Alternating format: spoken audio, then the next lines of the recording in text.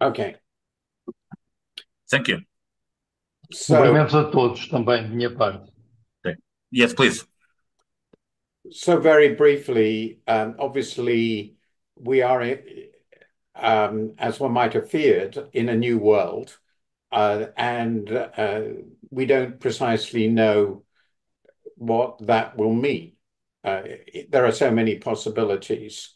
Uh, I personally think that it is rational to believe that Trump 2 will be very different from Trump 1, um, in that he will feel vindicated.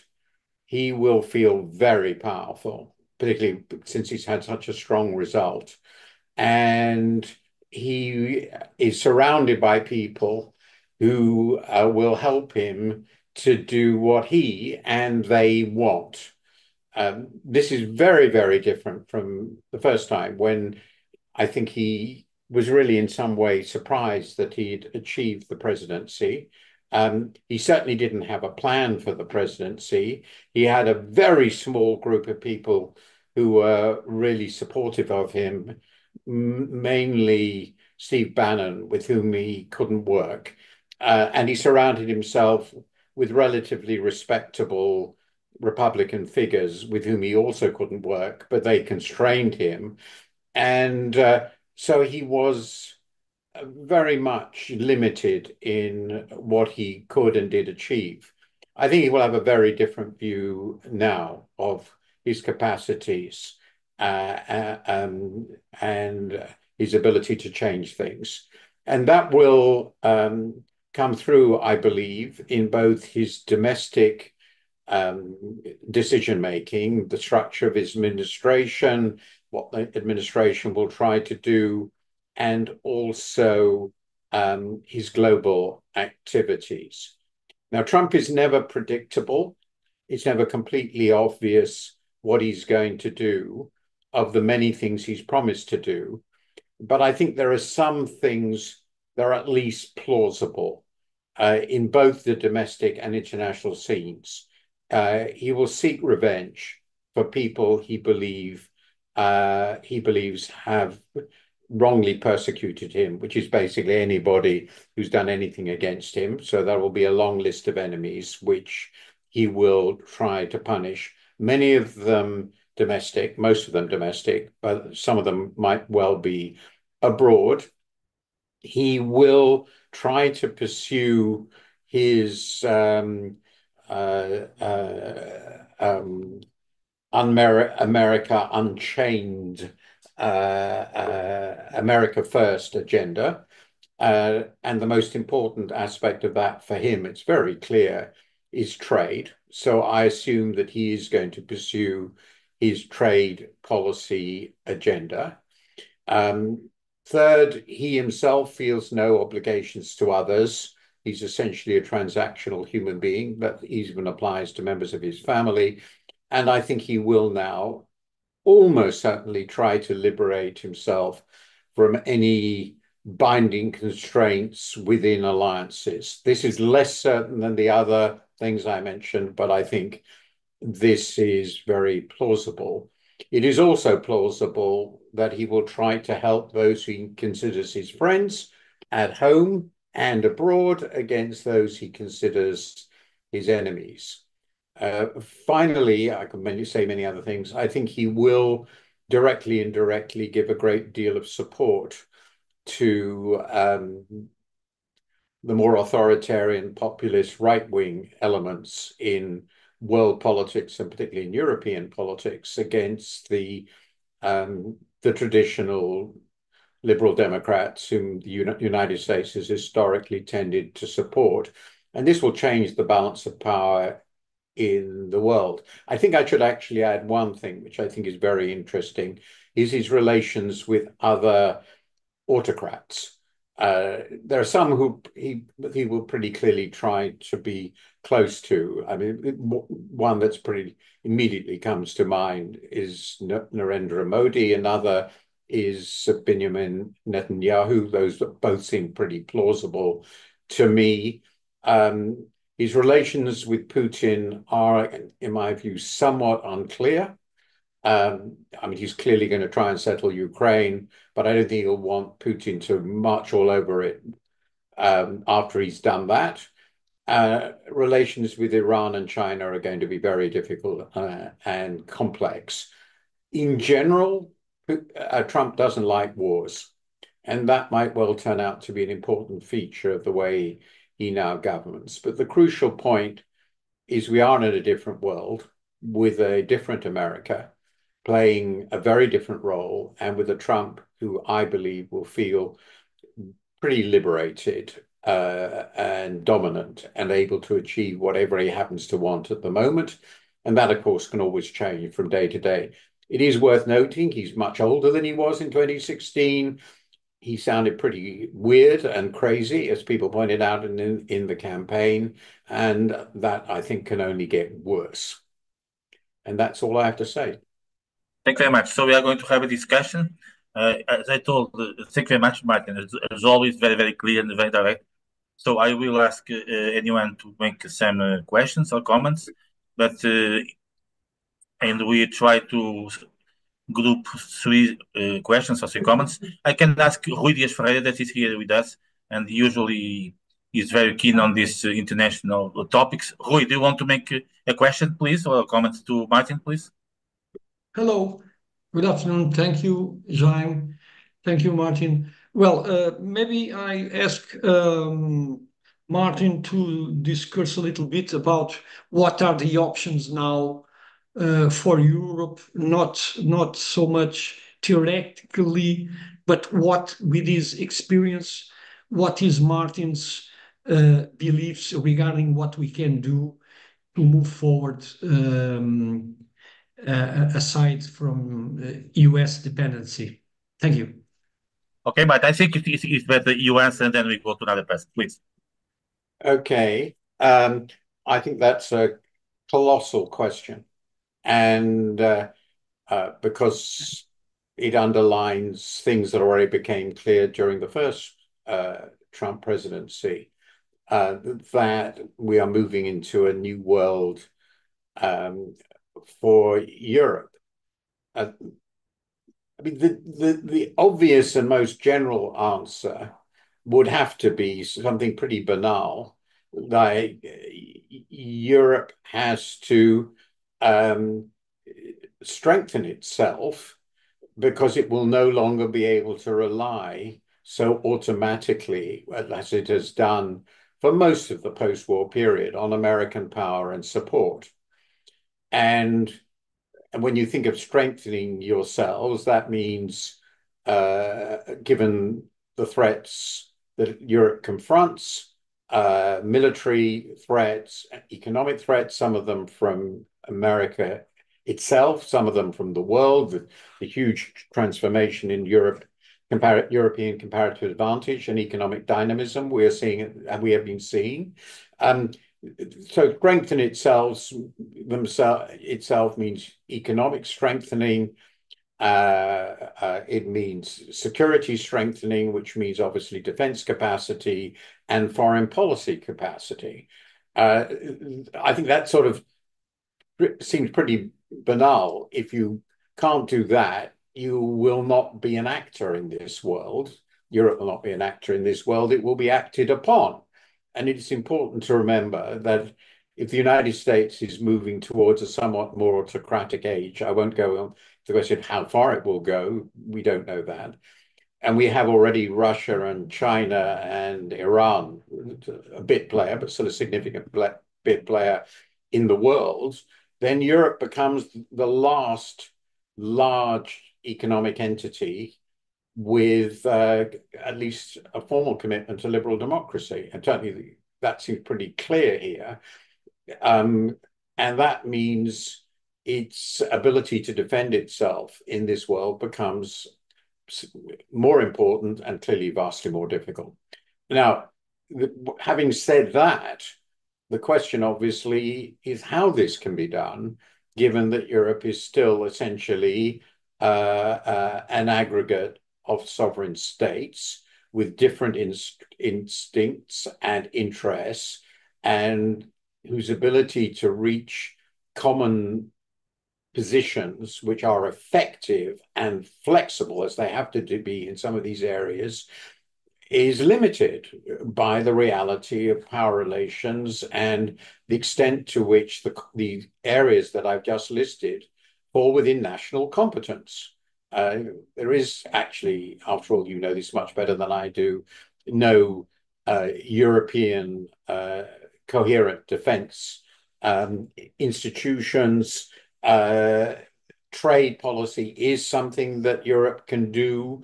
But once you start getting into a trade war, which is likely with the US, the ability to reach consensus on what the steps should be among member states, given the enormous weight of these choices, may be very, very limited. So the big question, and then in the economic area, well, Mario Draghi has, of course, already put forward a rather ambitious agenda, and it's pretty clear from the reaction that nothing is going to happen. So I think that Europe now, as an entity, faces an existential crisis, a world for which the Europe as it now exists was not created. It's pretty clear. And the choice is between more integration than anyone can now imagine and disintegration, in which the differences of opinion and views among European powers make coordinated responses impossible. Now, I would, as an outsider now, alas, I would hope for the former, but I actually expect the latter. Now, I would like to make one other point. I mean, if you look at the member states, particularly the big ones, their politics are all very uncertain in this context, to put it mildly. Maloney has behaved herself very well, better than most expected, but she must feel some sympathy with a Trumpian United States. It would be very surprising if she didn't. The AfD will certainly tend to do so, and the other fringe groups in Germany, who might well do very well in forthcoming national elections. And in France, I think it's quite likely Marine Le Pen will put herself forward to the electorate as the person who can deal with Trump, as the person who, and Trump surely want to support her. So that the politics of major states here, as I've just described, three of them, are quite uncertain. I should add, though this depends very, very much on how Trump plays the alliance, which we don't know, that the Polish right, now not in power, is also likely to find a lot of what Trump and his government administration want to do very attractive. So I think the point I would make in terms of the response, one can see a sort of ideal type of a traditional European response, the way you would have expected it 10 years ago or so. But in the current Europe, the responses might not be at all what we want, because Trump is going to pull at all the lines of conflict and all the vociferous lines within and between countries. It's going to be very, very difficult. Thank you very much, Martin. We have here with us Ines, that works for World Bank, as you know, is a very international institution. Ines, do you want to make a question about the World Bank and Trump and what's going on? Hi. I hope you can hear me. I'm actually on transit. As I head out to Baku for the COP, I wanted just a view on where, what would be the impact for climate and, the climate efforts. Thank you. Well, that fortunately or unfortunately is very simple. Unless Trump 2 is utterly different from Trump 1, he's going to pull out of all the agreements, and he is going to scrap all the what the Americans call the IRA. He said he will, the Inflation Reduction Act, which is basically a climate program, and he will go back to fossil fuels, which he loves, and his supporters love. I mean, of the things that people supported him for, it's pretty clear that love of big gasoline-driven cars is pretty high up. It's totemic almost among his supporters. So I expect the United States at best to withdraw effective support, and at worst to be seriously disruptive. And of course, that again fits in with many figures in other countries, in Britain, in Europe, who are also pushing a sort of anti-green agenda as being against the elite. There is something to be said on the other side, however, which is rather interesting, and we know this, is that the economics of climate change, nothing to, I was just talking about climate policy, but the economics of climate change, of course, work in America as they do anywhere else, even more so because the Americans have extremely highly developed capital markets and a very keen sense for profit. So I've been reading with great interest, and it's not surprising if you look at the economics, that there is an enormous renewable energy boom in Texas, of all places. Of all places from a political point of view, but of course, if you think about Texas, it's desert. It's got nothing but sun. It has huge extent. It's completely logical that they will be building solar energy plants. So the energy transition itself might proceed far more rapidly in America simply because of the huge opportunities given by its enormous deserts and simply by, and of course, enormous coastline. It might well be there will be much more actual action on the climate transition than you would guess from the policies of the federal government, simply because there are now very important economic and business opportunities. And that, by the way, might also apply worldwide, that American entrepreneurs and investors could well be very interested in supporting climate change and so forth, simply because, well, they think they might make money out of it. Okay, Martin, we have here with us José Roquete, that is owner of one of the biggest producers of Portuguese wine in Alentejo. He is also an ex-banker from Portugal. José Roquete, you want to make a question to Martin? And thank you very much for being with us. José Roquete, did you hear?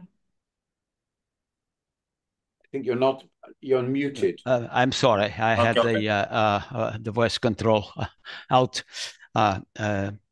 Thank you, Martin. It's always a pleasure to hear you. It's an opportunity for learning something.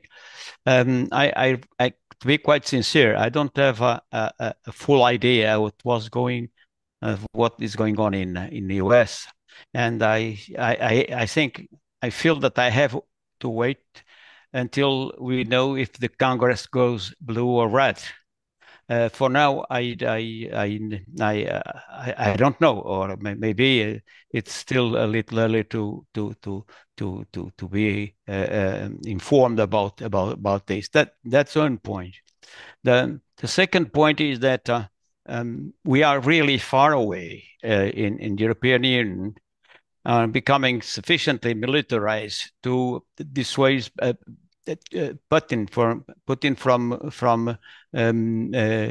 going on after some gains or after some negotiations in Ukraine. That's something that really creates some uncomfort for me. And the last point is that I was mentioning before we connect with you, is that sincerely, I see the US on a way to an autocracy. But an autocracy is slightly different from Russia. In Russia, the autocrat has control of the oligarchs, meaning that sometimes the said oligarchs, they fall from one veranda, from one window, or get poisoned, whatever it is, but everything is under control. And what I see in the US is the other way around. There's the oligarchs that, until a certain extent, and control Putin, like Musk, like Zuckerberg, like Bezos. I sincerely feel that there is also something there. Do you agree? Okay. And Martin, I sincerely hope that when you come again to Portugal, you want to visit Esporão. We will combine with Mr. Roquete, okay? Thank you. Martin, please. I always love visiting vineyards and drinking wine, and certainly you have some splendid wine in Portugal. I think that the you're right to be. First of all, we don't seem to know what's going to happen in the House of Representatives, and we don't know what the new Trumpian order is going to be. But I will focus on your last point, if I may, because which I think is the biggest one, is what sort of regime will this be? And uh, and this is really a question of how far the guardrails of the traditional American system will operate in the current context. Um, I tend to think that they won't operate very well, but they won't completely collapse. Um, but that's sort of a guess uh, because, but he clearly will be able, with his control of the Senate, which I expect to work for him, because they've always been a poodle, really. He will be able to confirm anybody he wants to any office in any serious effort. He will strengthen his hold over the judiciary, and quite likely to be able to appoint further Supreme Court justices, perhaps replacing the older conservatives with younger ones, and that will give them the Republicans will basically pretty extreme right control over the Supreme Court for the next generation, with an enormous agenda. They've already made some quite astonishing judgments. I think the most remarkable one, and truly is remarkable, I've studied it a bit, the one on presidential immunity, which I think sort of rides coach and horses through the concepts of the Constitution. So I think the guardrails are going to be pretty weak, and the administration will be able to do what he wants. Now, what it wants in most areas, and I don't want to go through all the horrible possibilities, but there are many, which you, having the advantage or disadvantages, many of you, I suspect, of having lived in the Portuguese autocracy, don't need me to advise you on. You know how that can operate. Now, you ask a really profound question: is who will hold the power here? Um, and I have a general view, uh, which goes back to my interest in the Roman Empire, and which is the first column I wrote on Trump was in 2016, March 2016, before he became even the nominee, though it seemed like he would become it. And I said the headline of my column, I might have quoted it before, which was Donald Trump is how great republics meet their end. And I focused in particular on the parallels, and I think it's a very powerful parallel between what's happening to the American Republic and what happened to the Roman Republic, which the American Republic is clearly the greatest Republican constitutional order that has been created in terms of its power and scale since the Roman one. And I think what's going on now has pretty obvious echoes. I discussed that at length in that piece. You can have a look at it, with what happened in the end of the Roman Empire. And the Roman Empire, as you know very well, began with, and throughout its existence, had very, very powerful oligarchs. In fact, it came out of a civil war among oligarchs. The oligarchs were also people who controlled the army, and that's a crucial difference. This is now occurring within a situation where they've got a tamed professional army. I don't expect that to last, by the way, but that's another matter. Now, my view is that if you have a determined ruler in a powerful country who will achieve effective control over what the Russians, as you mentioned, Putin, called the power ministries, which is basically the defense, espionage, secret police, obviously, but broadly speaking, espionage, which in this case will be the CIA and the FBI, the Inland Revenue, and the courts. If you control this, you control everything. In an effective system, if you control those, you control everything. And the oligarchs are neither here nor there. And in the Roman Empire, the oligarchs, namely the patricians, the optimates, the senatorial class, were very rich and they were influential, and some of them sometimes became emperor, but they existed at the mercy of the emperors. What really mattered was the control the emperors had over the army and the armies. Now, I'm assuming that Trump will have effective control over those systems of power. That will not be easy to acquire. There will be real resistance, but I suspect he will have that. That means that effectively he can do what he likes.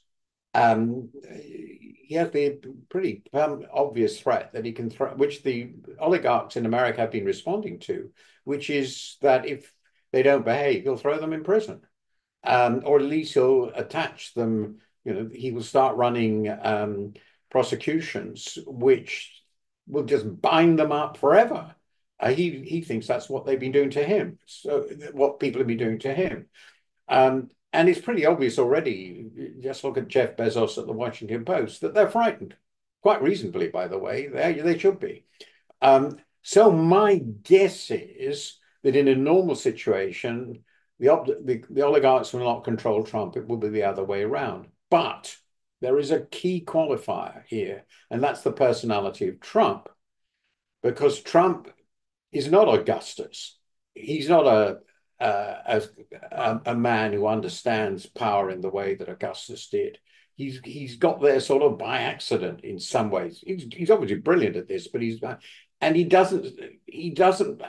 hasn't shown a really first class ability to wield power. He likes being popular, he likes being admired, he likes being stroked and told how brilliant he is. So it is possible that they will manipulate him, but they will manipulate him in the way that really works, which will be flattery. It will be flattery and deceit. The power will rest with him, but they will be able to get away with a great deal by influencing the way he behaves. And that, of course, happened with quite a lot of Roman emperors. They weren't all effective. So I think the best parallel with what we're going to see is the Roman imperial system. And it will vary with the character of the emperor. Now, the big point, and the final point, is this just about Trump, or is he creating what will be a permanent or semi-permanent new order? Because Trump clearly is not going to be around for 20 years. I mean, he'd be very lucky if he's around for 10. I would guess he's actually going to leave in 4 years, but that's a guess. So the question then is, if he creates a new regime which operates in this way, who succeeds him? Do they continue to have elections which work, or don't they? Is this, in other words, a one-off or a semi-one-off, or is it the beginning of a permanent new order? And I'm tending to assume it's the latter, but it's not clear at all. And so then the question clearly comes, well, who's his successor if such a concept is relevant? And at this stage, I think we don't know. But right now, I think he will have the power, and the oligarchs you describe will have massive influence, but they will exercise that influence through flattery, not through direct control. Nobody is going to control Trump. I think he's an uncontrollable figure. That includes Musk, to whom we were grateful, and so forth, because now he has the power, and they know it. That's a guess of how this system will work. And we don't know, because it depends so much, let's go on simply on his health. On 2 years from now, he could be completely effectively defunct. I mean, he's often incoherent already. We have also Sophia Natal that works in an American multinational. Sophia, do you want to make any question about the American corporations and how are they to deal with Trump? Sophia.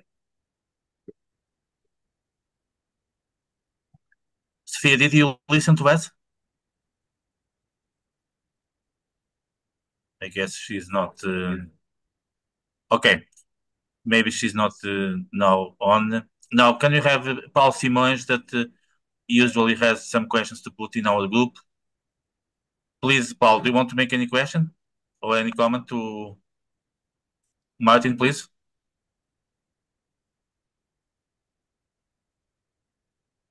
Okay. I see that we are having some problems in connection. Luis Maya, please, now it's your time to make a question to Martin, please. I don't know what's going Are on. you listening to me? Yes, yes, please, please. Okay. Dear Martin, thank you for being with us again. I know you're an economist, as me, and probably the most famous columnist of the Financial Times. But actually, I would like to leave you a security question and a political one. The security one, am I the only one thinking that if Trump undermines NATO, as he's been doing for a long time, and in any way will force end by forcing Ukraine to give up formally around a third or half of its territory, including Zaporizhia, the nuclear plant, and Crimea. Am I the only one thinking that Putin will really seriously consider to take Riga? And I'm saying this because historically, Riga, together with Vladivostok and Odessa, were the three harbors that allowed Russia to access the seas. So historically, if according to Putin ideas, this will be the next step. Am I crazy, or maybe there is a danger? The political question. 8 months ago, we had here with us Larry Diamond, the famous political scientist. Probably you know him. Of He course. told us that he already expected this outcome and told us also that he was part of a group, the formal group inside the Democratic Party last year, that spent 2023 trying to convince Biden to follow his promise to keep to not to seek for election and leave the floor to primary elections that usually are a floor for candidates to emerge, a candidate that is strong, that gets a lot of popularity or at least a lot of exposure, media exposure, and also the training of debates and so on that is so needed to compete in such kind of elections as the American elections. My question is, was this avoidable? Thank you. Um, so let me try to deal with those two very big questions. On Putin, I mean, it's inevitably, we've all thought about this. Um, I try to think about the things I got wrong and the things I got right. I like to think there are more of the latter than the former.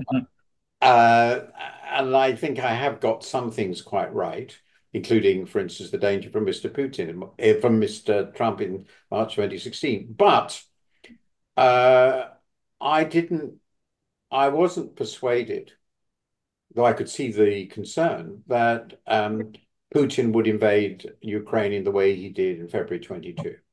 So I understand that I don't fully understand Putin. I have no doubt that the Baltics, and particular Riga, are on his to-do list. I mean, it seems to me, for the reasons you've given, quite obvious. They're on his to-do list.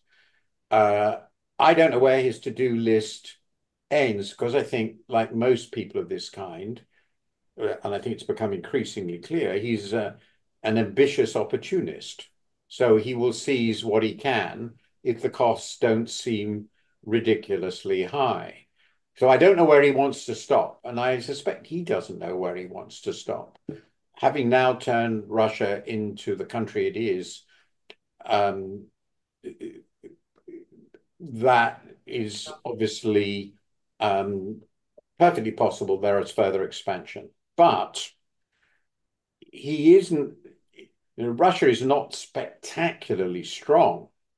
I mean, it obviously has the capacity to blow up most of the world, but actually its armed forces have shown themselves to be very much less than stellar in their operations in Ukraine. I mean, here's this enormous advantage in numbers and in armed forces on paper with which Russia started.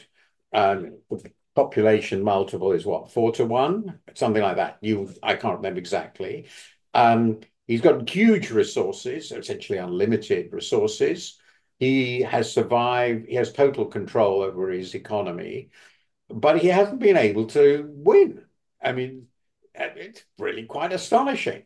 And if you look at it on paper, and he must be aware of this, and I'm constantly told by people that his resources are really pretty constrained. I've read some pretty good stuff on this. So I don't think that he's going to be desperately keen to start another major war if he gets a victory here. And he might well feel no, this is against the view he'll do it. Yeah, he'll do a deal with Trump.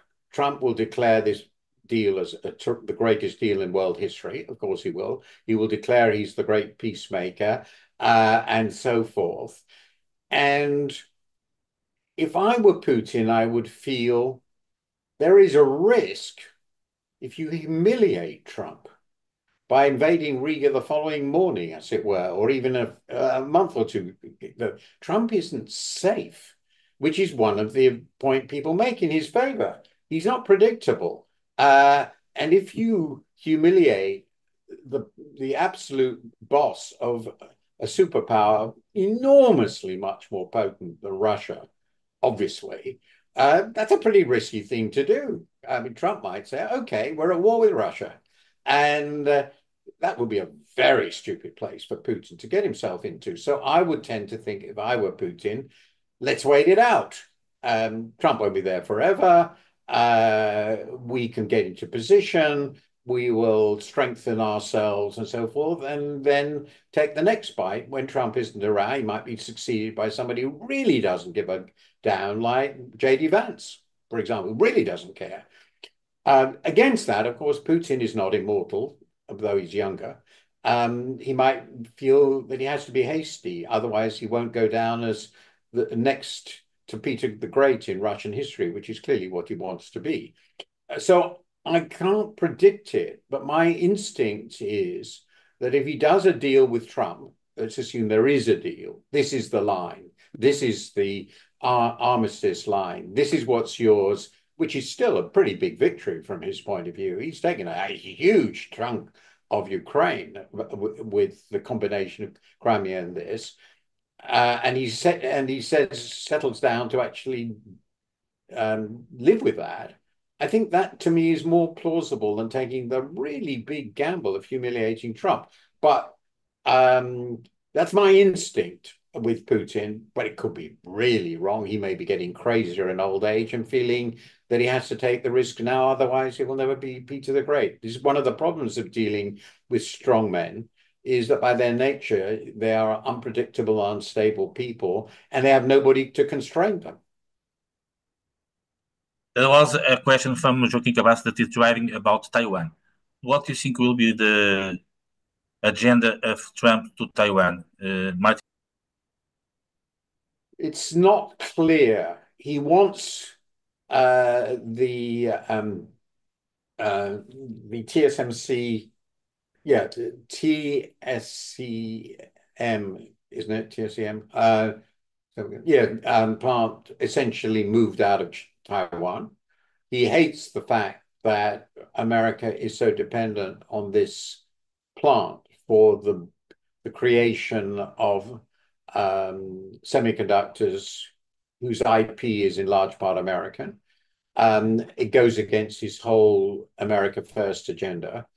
But once he's done that, because of course he will certainly see now that Biden has successfully moved some of it to Phoenix, I think it's to Phoenix, he will feel that, let's get it all moved.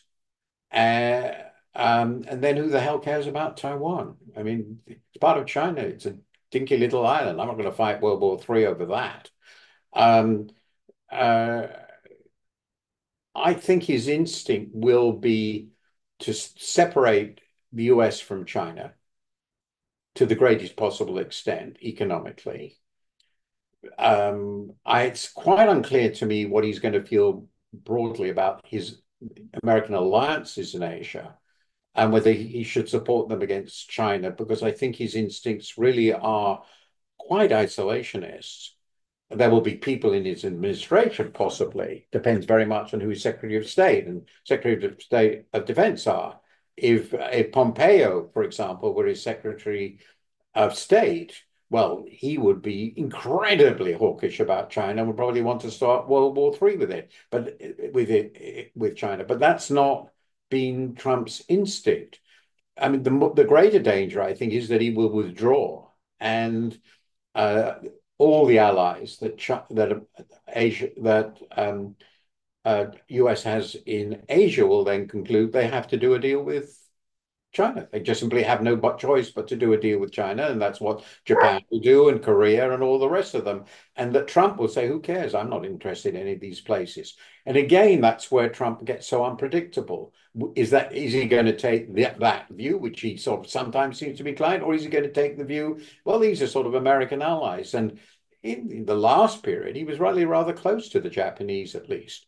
So it's part of the unpredictability here. But my instinct is that if he gets the key intellectual, the key manufacturing activities of Taiwan, which are so important, out of it into America, he won't want to start a war with China over that. In fact, generally, I think he won't want to start a war with China at all because it's very, very risky.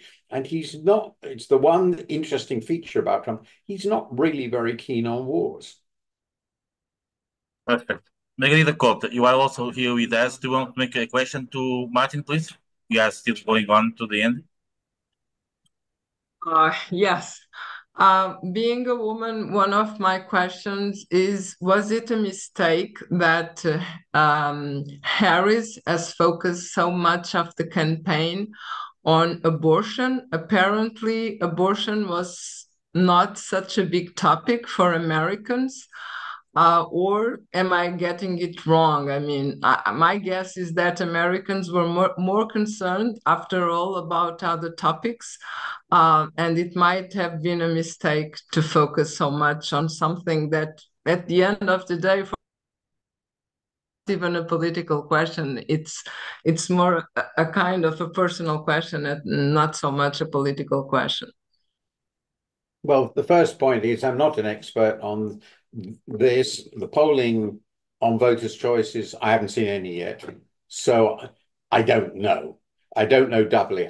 This is not my field of expertise, and I try to be a bit meticulous about that. And I haven't seen any outcome. I think one of the questions I ducked more broadly is, why did this happen? Somebody had already asked that. So it perhaps fits together. I've been reading some material by Americans I respect, analysts. So it's pretty clear to me that the Democrats have made a number of pretty big mistakes in the last 4 years. And some of them I've written about, and some of them are outside my field of expertise, but I've commented on them briefly. And they all accumulate into this outcome. So it was a mistake not to control the border in the first couple of years. It was an obvious mistake. I mean, that was just self-evident. It was a mistake to become so closely identified with some of the wilder fringes of the progressive movement. Biden himself really wasn't. The program of his administration wasn't, but he allowed a lot of this stuff to emerge about racial discrimination, about the nature of American society. Some of the transgender stuff obviously got a lot of people worked up. Whatever you think of the merits, these are minority interests at best, and they make a lot of people, ordinary people, feel pretty upset and angry. I mean, America's a pretty conservative country. We all know that. And there was a particular danger here that he would start scaring off more men, particularly more conservative, when essentially working class men who were not white. And he obviously lost a lot of Latino, and the Democrats lost a lot of Latino men and African American men. I haven't seen the results on the women yet, but that obviously is very important. So the Democrats have become a party of the middle and upper middle classes. They have lost the working classes. That's a pretty big thing to lose if you want to win elections anywhere.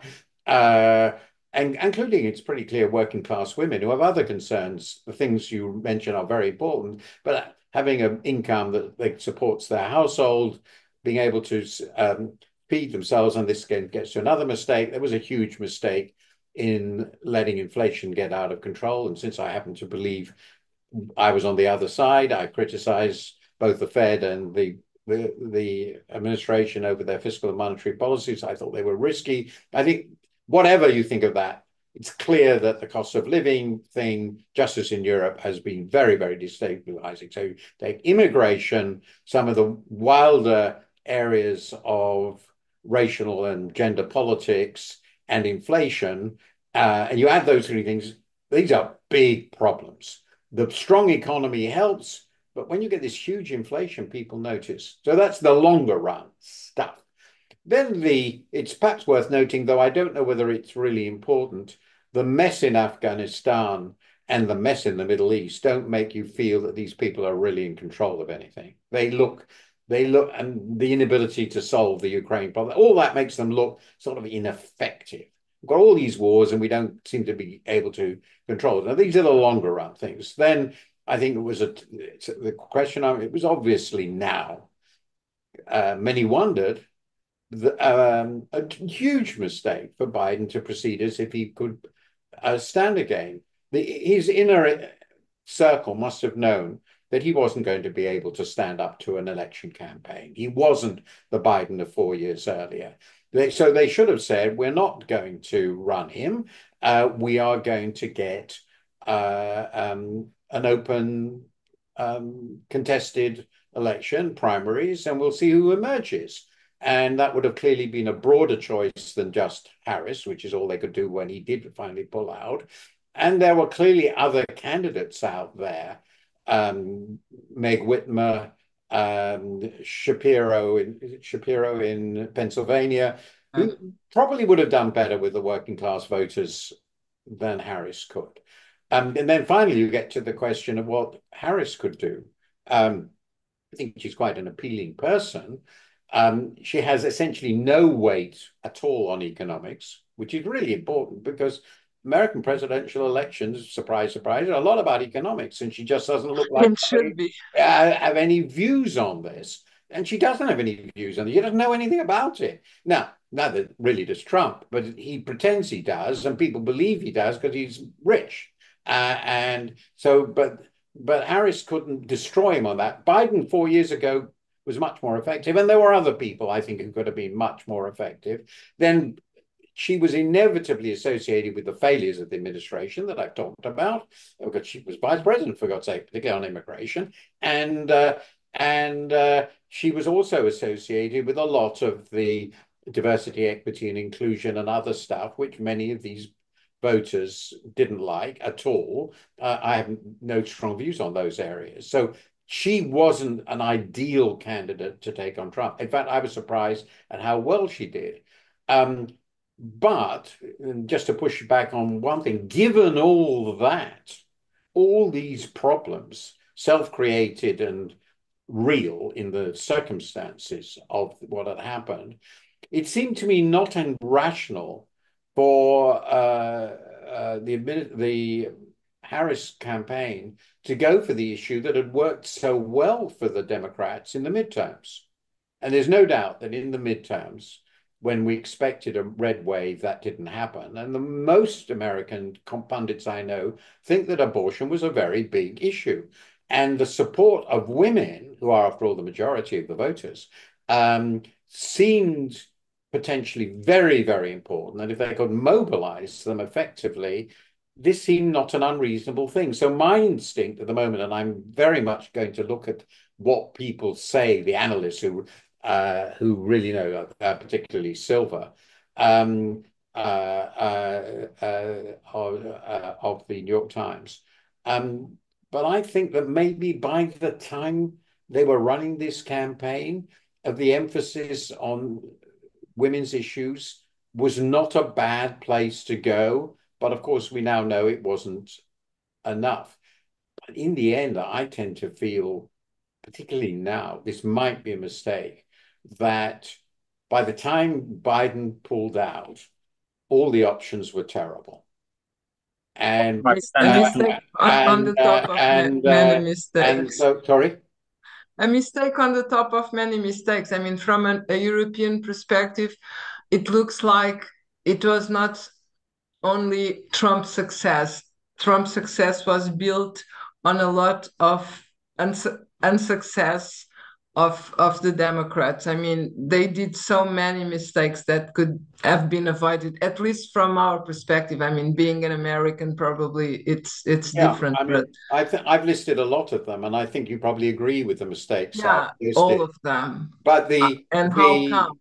How uh, come? I mean, the interesting thing, though, and this is against what you're saying and I'm saying, is that we used to think that having a strong economy was the single most important thing. And I've written a bit about this on objective measures, despite all these mistakes, obviously huge. The US recovery from the crisis is the best in the world, unambiguously better than European and British. I won't even talk about that. They have rising real wages, not as strong as in before the pandemic, but they had a pandemic to deal with. They have incredibly low unemployment. So from an economic point of view, you would say they should have done better. So against it, and one of the things that comes out of this is, for one reason or another, inflation, I think, is a very important reason here. The economy didn't play the way people expected. I'm sorry, it's such a long answer, but yours is a really superb question. And what I feel now is if only we could rerun history. Okay, Martin, and to conclude, two single questions that I make to you that were in the chat. What about Europe? Do you think that Europe has an opportunity in terms of integration? And what about multilateralism with Trump? Well, I've covered most of the European questions in response, the things I have to comment in response to the question that was asked earlier. I think that it will be a very good thing if, at the very least, European leaders could agree on an agreed response. And I think the agreed response, I won't go into detail, has to say something like, we really, really want to work with you closely because America is our permanent ally, and we are friends, and we want to maintain the cooperation. We are each other's most important economic partners. We share values and institutions, so we really want to be close to you, Donald Trump. One, and that has to be made clear. At the same time, we are collectively prepared to defend our vital interests as we see them. And these include, coming back, an open trading system with a reasonable strength of the multilateral trading system. It includes our defense, particularly against Russia, which is a threat to us. Pretty obviously, that we can't ignore that, and our concerns about issues like climate and development. We share your concern about China, but we don't think we can push it entirely out of the world system. So given those fundamental objectives on the one hand, but our profound commitment to the alliance, let's try and work out a deal, an arrangement, and try to do that collectively. Because once the Americans start being able to pick off one European leader against the other, and one country against the other, that just carve Europe up to pieces because they're so much more powerful. So Europe needs to make this sort of response, I think, what I just said, but they have to do it together. Now, whether they can, looking at what's happened recently, and particularly my great concern is the relationships between Germany and France, which are terrible, to my knowledge, certain knowledge. Whether they can do this, I don't know, but ideally, this is the right approach. Friendly, together, and defending core interests in a sensible, balanced way. And I think Trump would respect that. There will be difficulties. There will be many Americans, including Americans in the administration, who will support that. And that's the sort of strategy that it seems to me sensible for the EU to follow. Whether EU leaders can do that, I have no idea. So, Martin, it was a great pleasure to have you with us. I should add, perhaps, though this is a special pleading, and you might have, that in this mess, I hope some cooperation with Europe, between Europe and Britain will be possible because Yes, we of course. share interests. And though God knows Starmer is not a great prime minister, he's not a lunatic. And and there are some Americans who still take Britain a bit seriously, though there are lots who don't. And I think Europe will be more effective if it can put this as a more combined position. But I understand we've left the EU, it's still the EU, but it is very important now that the European leaders get together and really discuss seriously how they're going to deal with this profound transformation in the strategic environment and how they're going to survive and manage it, because that's what is happening. And what you don't want to see is forces unleashed from the United States, which combine with all the other forces working on Europe to tear it apart.